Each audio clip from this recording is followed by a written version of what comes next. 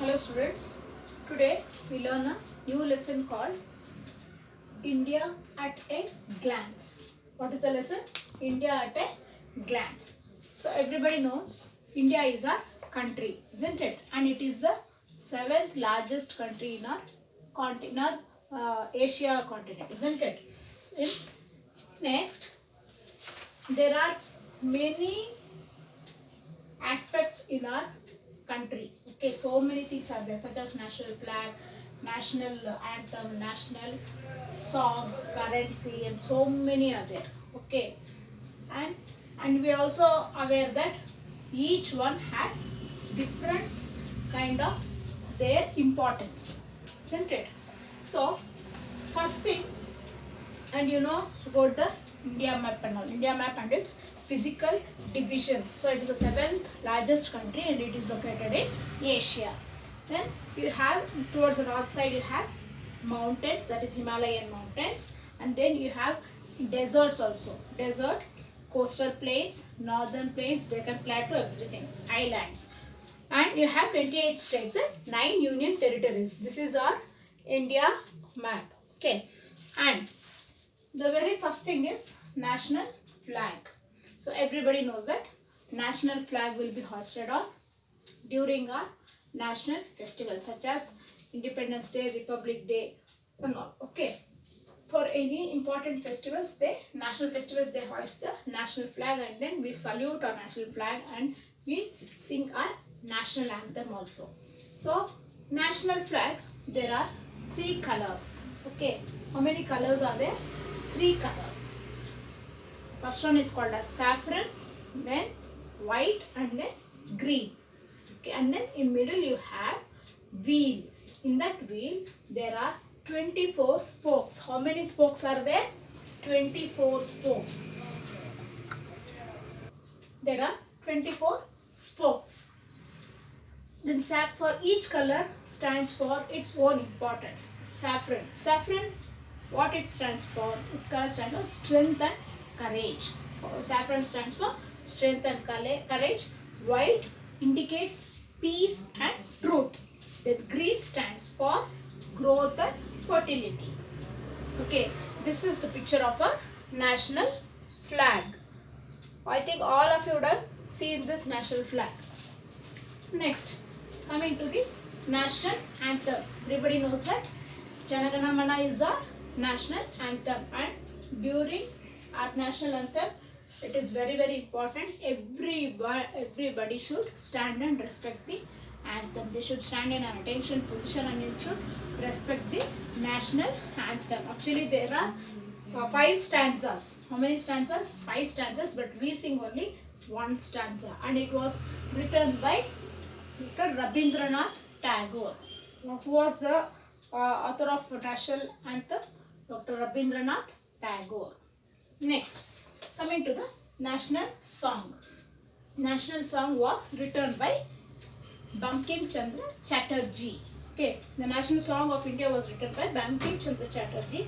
The song is composed in Sanskrit language. It is not any other language. It was composed in Sanskrit language. Okay. Next, coming to national currency. Currency means amount what you use, money and what you use. So you in India we don't call it as dollar or any other thing. We call it as rupees. What do we call it as? The form of rupees. The Indian rupee is the national currency of India. The Reserve Bank of India controls the issuance of the currency of the country. So just like that, we can't give the currency. The Reserve Bank of India has the control. Only that bank has a control to issuance of the currency in the country. The new rupee symbol was adopted in 2012. Before, while writing rupees, we used to write RS, isn't it? Now it has been written like this. Okay, this was introduced in 2012. And then you have Union 28 states and 9 union territories also. Next, coming to the national emblem. National emblem, what it is, our national emblem has been taken from the Sarnath lion, capital of King Ashoka. Okay, not in before in previous King Ashoka was ruling. So during that time, that Ashoka pillar, whatever the pillar is, the name was Ashoka pillar, and there that pillar was named as a national emblem. In that national emblem, you can see the faces of four lions. How many lions? Four lions. One facing straight, one towards the right side, one towards the left side, the other one is the back side. Okay, you can't see the back side, and there would have been written one slogan in Hindi called as Satyameva Jayate. See, this is the picture of our national emblem.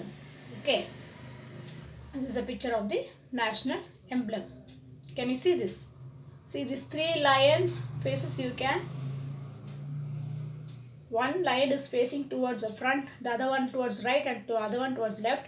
One more lion is there, it will be facing towards backwards. Okay, and it has four lions standing back to back, but we can see only three lions at a time. An elephant, a galloping horse, a bull and a lion are carved on the platform. Platform means down. You can see here. You can see here. Okay. See, the horse is galloping here. Okay. And the bull also. Okay. An elephant, a galloping horse, a bull and a lion carved on the platform.